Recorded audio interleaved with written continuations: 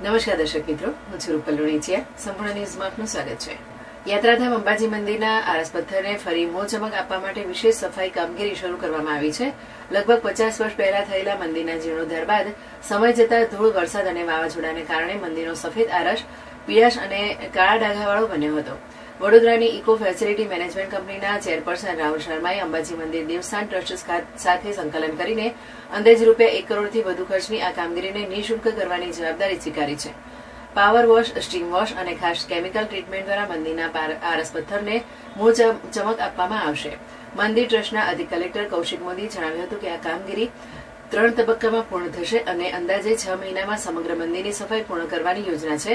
સફાઈ બાદ આરસ પથ્થરની ચમક 1 થી 1.5 વર્ષ સુધી યથાવત રહેશે. ત્યારબાદ પણ કંપની દ્વારા ફરી નિઃશુલ્ક સફાઈ કરવામાં આવશે.